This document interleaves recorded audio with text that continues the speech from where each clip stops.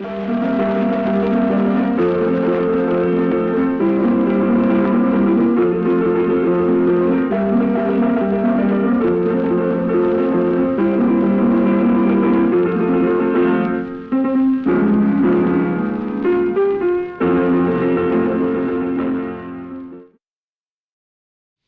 Hidden Histories began as an outgrowth of the tricentennial, and we decided that we would celebrate the most recent 300 years as a city, but actually 10,000 years is a long time for people to live in this community.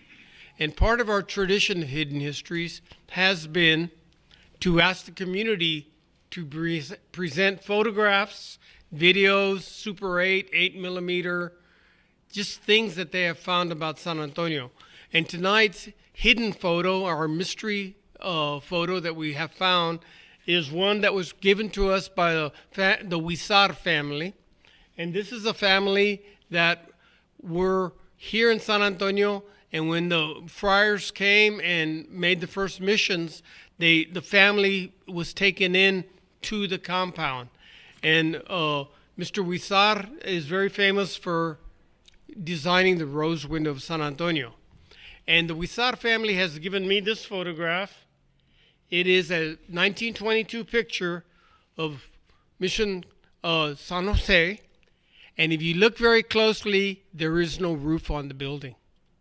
That is all modern. What was here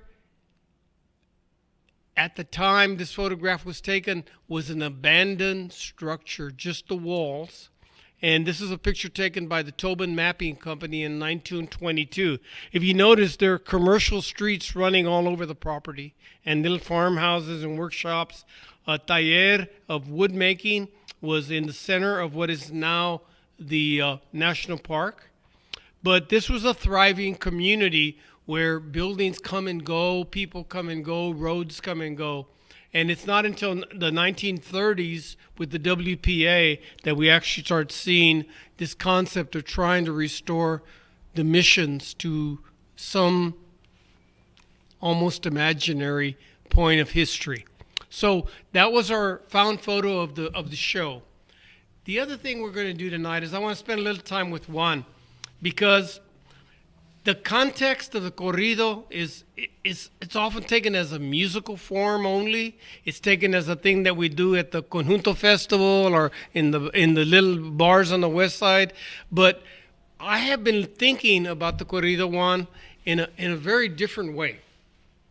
Young men go to war whether they want to or not. They are inducted, they are drafted. And that has been human history for thousands and thousands of years. And I was thinking back to the Iliad and the Odyssey, which are 800 BC. And these are stories of young men who go to war. They come back and they write epic poems to give the history, because there's not a written language that everybody has. So I found out that there are 15,000 lines in the Iliad and the Odyssey, and people actually memorized them and could recite them. That's something. That's, music helps people to remember a little melody. So we should assume that the Iliad and the Odyssey had a melody. Yeah. That's the only way they could have remembered it. Yeah. And then there's another one called the Epic of Gilgamesh, which is from Babylon. That's 600 BC. And it was a very old song, but what they found is that someone actually in cuneiform put it on clay tablets, but like 400 or 500 years after the event occurs. So that meant it stayed in poetic song form all those years. Until it was finally written down, moved into the written form instead of from the oral tradition. From the oral tradition. Yeah. And finally, there's the other song I was thinking of was, they call it the Song of Roland. And this is when Charlemagne tries to invade Spain. And he's retreating from Spain when the rear guard gets ambushed, and this young man named Roland with a horn sends the signal that please continue the journey, we're going to save you. And this is a song that was in 778 AD. And then it doesn't get written down till like 1200 the 1200. And again, it must have been a song, because how would people have remembered it? Yeah. And so I started thinking about the song and the whole idea of young men going to war. We have All Quiet on the Western Front, The Red Badge of Courage, all of those kind of books that came out in the novel form. But the song form is what you do. And I started thinking about your dad's work in terms of the young men going to war, whether they wanted to or not, because they were drafted. Yeah. And the story of passing inspection and all those kind of things, those are the simple things in the soldier world. But they're the things which created discipline and strength. And anyway, I've talked too much about it, but I want you to tell me something about this epic song that you're 26 verses, you said? It is both of the corridos, and to make a parallel to what you're talking about, moving from the oral tradition to the written tradition, my father's corrido and corridos, the two corridos, he had them only in his mind for all of these years. When he went off to war in 1941, he was drafted. I guess he began writing the corridos then, El Servicio Militar, Camp Bowie, where he did training before he went off to Africa and Italy, where he was wounded. And both of our fathers were in the Second World War. So he had these 26 verses in his head.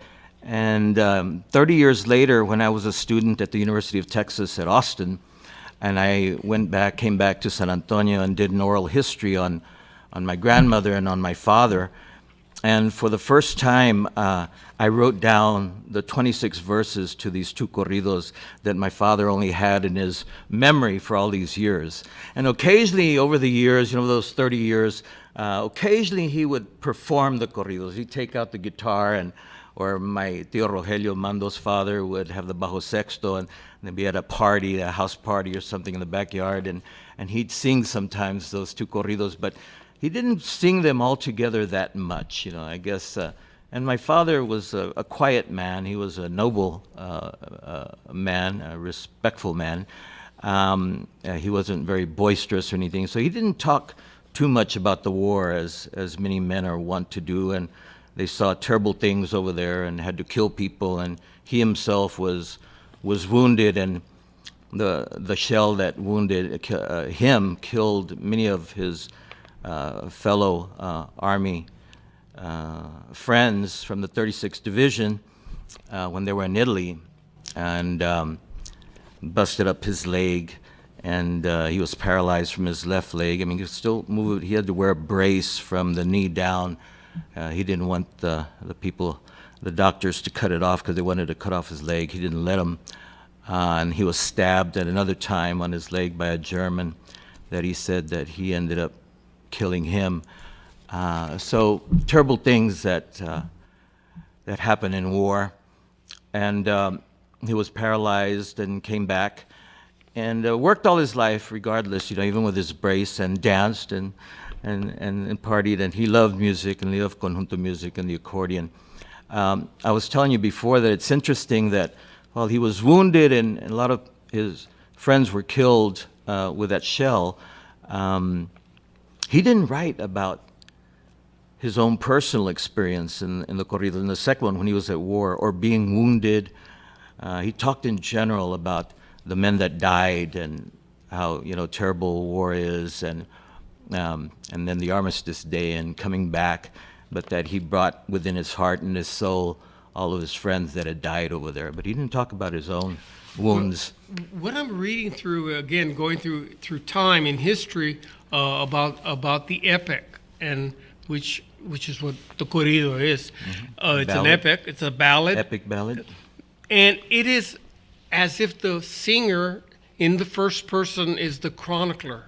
He's basically reporting to as a survivor the others that passed. Oh. And we find that so much in that tradition of song, that it is very seldom about you. It's always about describing what situation.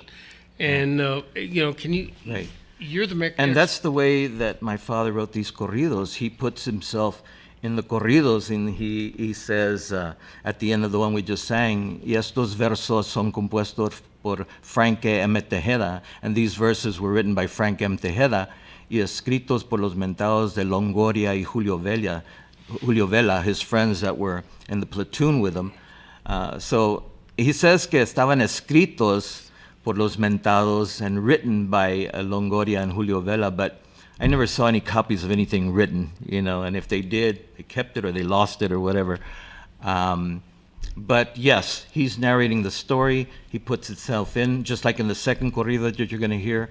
He talks about himself, at least that he wrote it, but then narrates what's happening and what happened to him and his friends When he talks at war. servicio militar, I mean, that is such a genre, military service. That's an enormous piece of literature, an enormous piece of history. Yeah. And it's not even about the individual, it's about service. And, we find this so much in the chronicles of all of these histories, that these men are part of something greater than themselves. And part two, I think the part two carries that concept pretty deeply into conversation. And that whole concept of we didn't cross the border crossed us. Our families on our father's side, Martinez Tejeda, we have documented here in La Villa del Carmen Church on the south side, Lozoya, Texas, now part of San Antonio, but deep south, chronicles our families, Martinez Tejeda, going back to the late 1600s.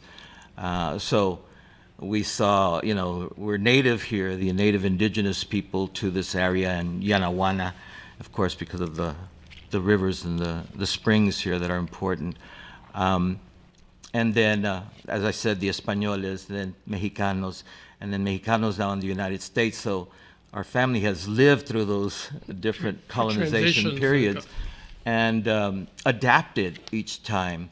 My father called himself a Mexicano, and of course, he was born here in the United States in 1919, so he was a U.S. citizen. Of course, then in 1941, he was drafted and had to go to war, like many of the Mexicanos or Mexican Americans there, and like we've always served. And in that sense, this was his nation he was born into, and they were patriotic in that sense. And they went and died and were decorated. He received the Bronze Star with V for valor and the Purple Heart, and came back. And then, he lived right before the war, the period where there were signs in the restaurants and movie theaters, no Mexicans or dogs allowed. And yet they were drafted to go fight, in these foreign wars for this nation. And then upon returning, they were not accepted again into society and discriminated against, and a lot of racism, even in the service and when they came back afterwards also. So that was the beginning of really the whole sort of civil rights movement. We had the honor in November to have Roberto Cifuentes here, the Hidden Histories, and he spoke about how the Vietnam War and his serious injuries and wounds helped develop his aesthetic, his understanding who we were as a people, but it created the art forms that he has pursued, and his artwork is very powerful. And I'm wondering, in terms of that generation, is there a corrido tradition that came out of the Vietnam War? Yes. And tell me. There have been corridos written, I think, about every war that Mexicanos have been in, and I think we've been in every war that this country has ever had, including, I think I read some accounts, but the Revolutionary War, going way back in 1812. That the Spanish government in South Texas supported, was selling cattle to take to the East Coast for the revolutionary troops of George Washington. Yeah. They were buying cows from Mexico to eat, and that's an amazing quartermaster story in there somewhere. So anyway, anytime there's anything important in history, that happens to our people, rest assured that there's going to be a corrido written about it. Much like when Selena died, there was a lot of corridos. And of course, there were corridos about the Vietnam War and just regular songs also about Chicanos' participation in the Vietnam War.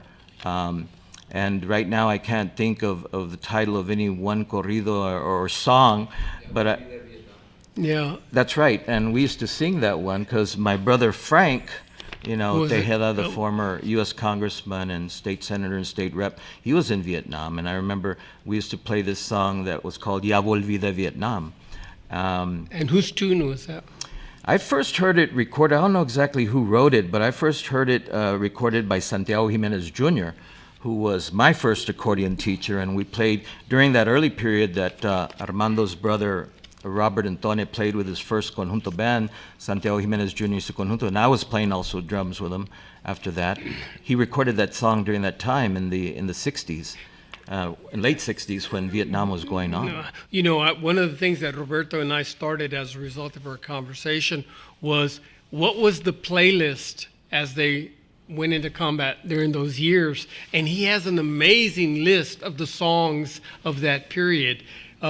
We should continue this as both of us are historians and scholars as well as artists and musicians. So let us take that on as a project if we can do that, because we still have Vietnam, Desert Storm, Afghan, all of the places where our people have gone and into action. Yeah. So anyway, we've talked way too much. Let's hear part 2 of El Corrido. Right. De Servicio Militar. If you notice on screen right now is a little piece of promotional for Juan's press. They have some great poetry books that are available. Just go to that website and you'll see coloring books, calendars, poetry, short novels. So anyway, part 2. Yes, and my wife Anissa Onofre and I have had Aztlán Libre Press for about 9-10 years. We've published 11 books. We're getting ready to publish our 12th book, which is The Canción, Cannibal Cabaret, and other songs by award-winning poet Amalia Leticia Ortiz. And that should be coming out in a couple of months, 2 or 3 months. So we're excited about that.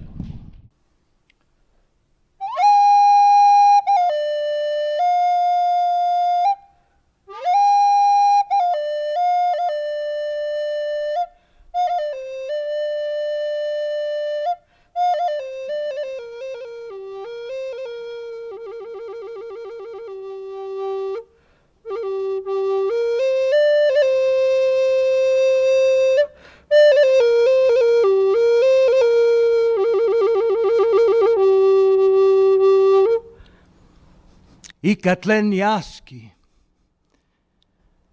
Amitlaniteño tiliu, Tlacuitlapan, Tlalipan, Kenim Quichua Noyolotzin,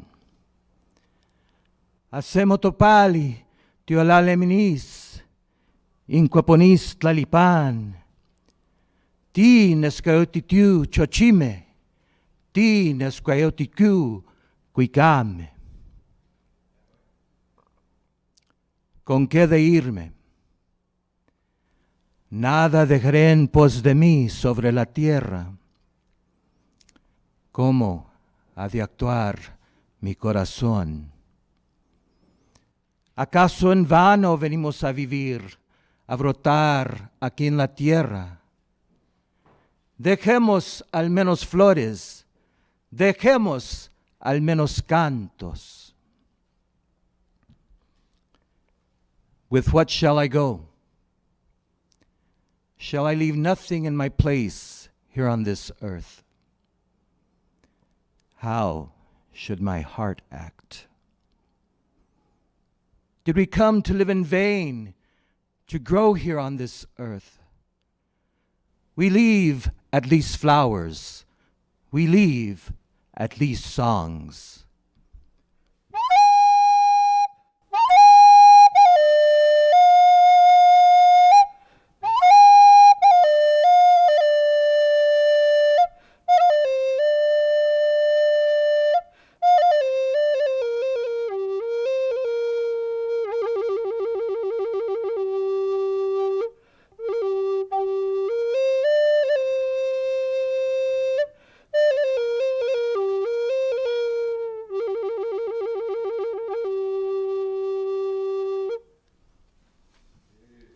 Oh, thank you. Thank you. This is mi primo hermano Armando Tejeda here on my left, and I am Juan Tejeda. I'm glad to be here again at Mega Corazón. I like to start a lot of my presentations with that poem, which is over 500 years old, by the famous poet king of the Texcocos, who were allied with the Mexica Azteca. The poet king was Netzahualcoyotl, composed that poem. And it talks to the importance of our poetry for the Nahuatl-speaking people and the Mexica Azteca. In Xochitl was their phrase for poetry, and in Xochitl, as the poem says at the end, is flowers and songs. So there's a direct link from our native ancestors to the present with words and music and poetry. And we want to explore this link a little bit, as we've been doing all our lives. Music, of course, a lot of times the songs have lyrics, and basically it's poetry, right? Poetry put to music. And of course, coming from our native ancestors, not just the Mexica Aztecas, but the native ancestors from here, from this land, from Texas, from Somisec, as the Carrizo Comecrudo tribe calls them here. We have a big oral tradition also in our teachings and our education. Our beliefs and our stories were told through flowers and songs, through poetry, through music, through the oral tradition. And then there's a direct line from our native ancestors through the Spanish colonization period, and they brought their ballads over from Europe, and then it turned into something else here in Texas, here in these borderlands. We then created our own distinctive New World corrido tradition. And corrido is a ballad. A corrido is a song that tells a story, right? The corrido tradition has been very important here for our people. Dr. Americo Paredes, one of our foremost Chicano scholars, wrote a book on the corrido tradition here in Texas, and said that the corrido century began right about 1830s to the 1930s with the advent of the coming of the Anglo settlers into this land, right? This is native land, and then of course the Spanish took it over, and then the Mexicans won their independence from Spain, then Mexicans took over this land, and then the Texans came in, the Texians, and took over this land from the Mexicans, and then the United States came in, and Texas became a state of the United States, and they went to war against the United States, won the war in 1848. So now we have Mexicans within the United States, or as we then referred to ourselves later on, and this term became more popular, the Chicano people, being the Mexicano or the Mexican people within the United States. We are Chicanos. We've lived through this 4 colonizations, and we've developed distinctive forms of artistic and cultural and poetic expressions. The corrido tradition is one very important. So today we're going to play 2 corridos that we recorded on our new C, Raíz Chicanex, Juan y Armando Tejeda. Just came out late this last year. These 2 corridos are 2 corridos that my father wrote, Francisco Mariano Tejeda, when he was drafted into the army here in 1941. The first corrido, the first part, is called El Corrido del Servicio Militar, Part 1, Camp Bowie, 1941. And then after the interview, we're going to do the second part, which is El Corrido del Servicio Militar, Part 2, World War II, 1945. But we're going to start with the first one, and we're going to do it in the traditional Tejano conjunto style, the early conjunto music style with just button accordion and bajo sexto. And you can see how the Chicano experience of being Mexicans within the United States, indigenous Mexican people within the United States. We have all of these different influences. Of course, we borrowed the button accordion from the German settlers that came in, the Europeans, and the waltzes and the polkas, and we adopted it and created a new ensemble that we know as the Conjunto Ensemble, with button accordion and the 12-string bass rhythm bajo sexto guitar as the principal companion instrument. The important things about corrido is not the music per se, it's the story. It's the story that it tells. And this is my father's story from his military service, and then the second part in World War II. El Corrido del Servicio Militar, Part 1, Camp Bowie, 1941. Yeah.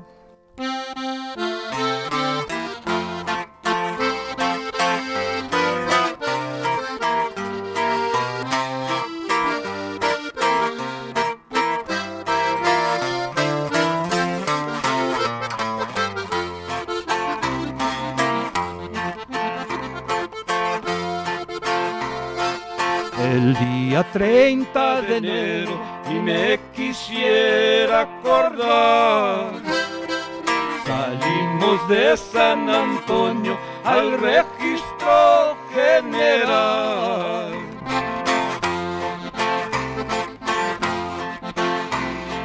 Unos andaban muy tristes, otros echando canción. Después de mediodía nos pusieron la inyección.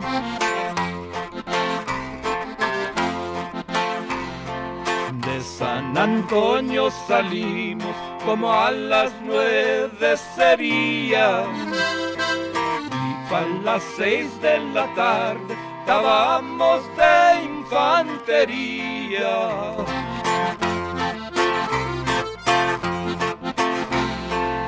El hombre que se ha casado ni se vaya a registrar, porque deja a su mujer y no la vuelve a mirar.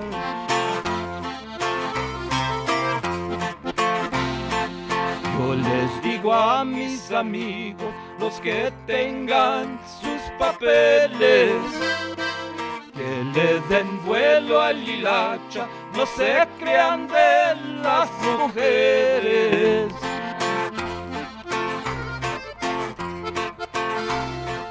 Y adiós mi prietita linda, yo me despido de ti. Ya me voy para Luisiana y algún día vendré por ti.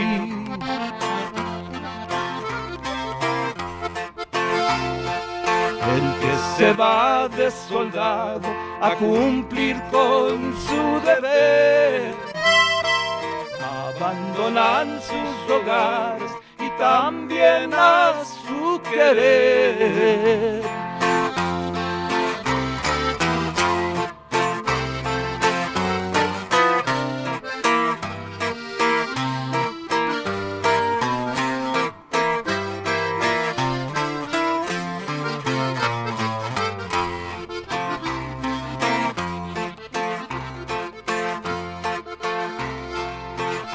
Ese arroyo del Indio que tenemos que cruzar, los cruzamos en la noche, silencio y sin fumar.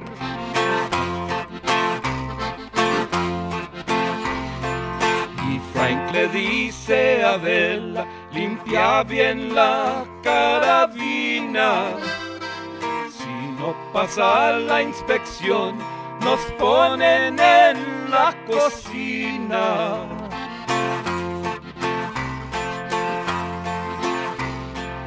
Y un amigo me decía, amigo, ¿qué es lo que pasa? Que el sargento nos hablaba para darnos platos y tazas.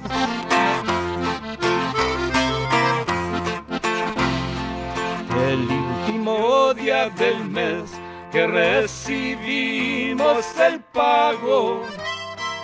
Nos hormigueaban los labios por irnos a echar un trago.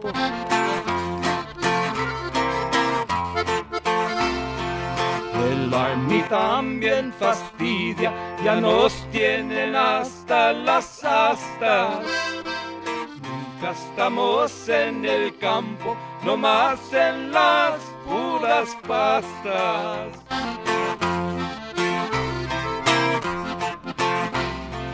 La vida de los soldados es una vida terrible, porque siempre están alertas y nunca pueden ser libres.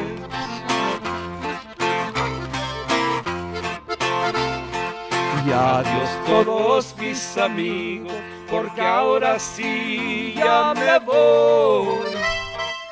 Aquí termina el corrido de ese mental Bowie.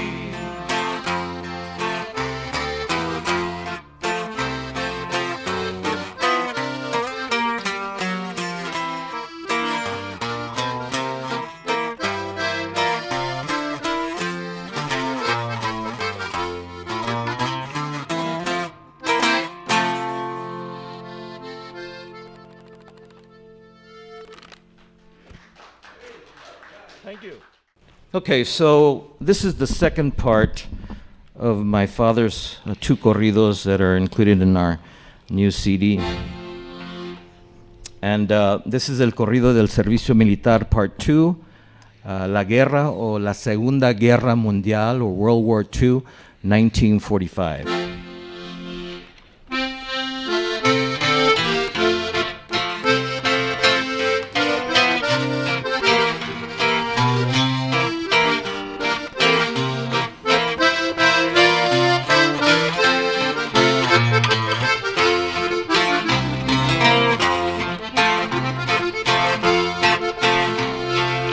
Voy a cantar un corrido que entre todo el que quiera, a recordar de esos hombres de Longoria y Juan Tejeda.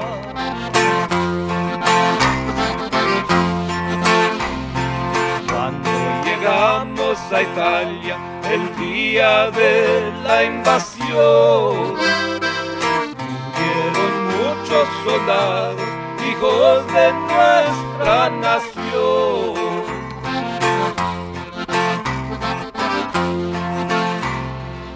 Es muy triste platicarles de este caso que ha pasado, a principiar la invasión, que los más hombres lloraron.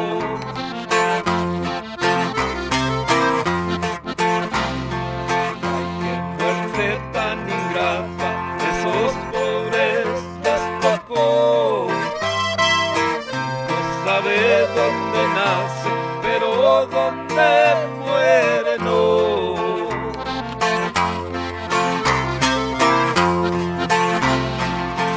Las madres que lloran sin compasión, sus hijos que murieron peleando por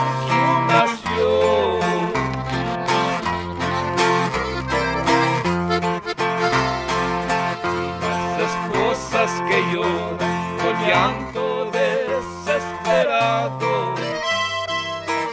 ver a todos sus hijos que huérfanos han quedado.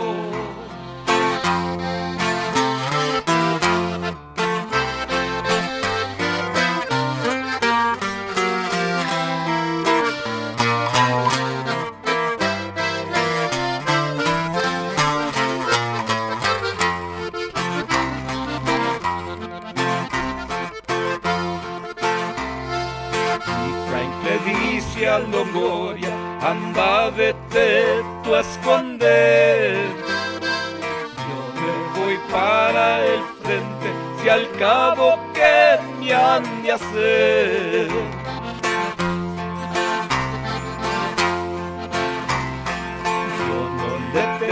a las balas, andando con poca suerte. Para morir, camaradas, donde quiera anda la muerte.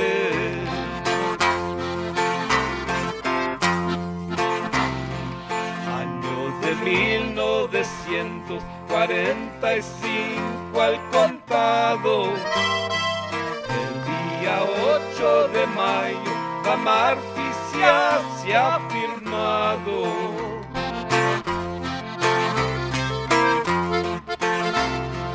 Ya con esta me despido, voy con rumbo a los estados, pero me llevo en el alma a todos los que quedaron.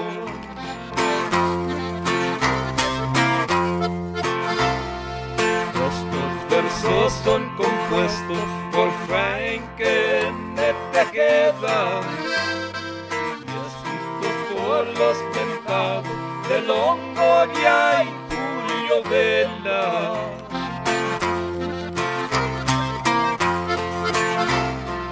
Ya con esta me despido y acabo aquí de cantar.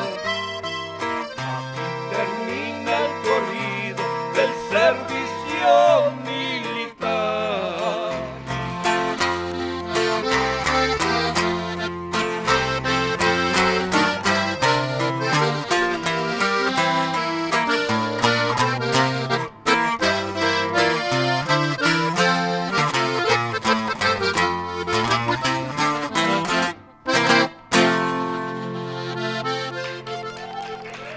Thank you.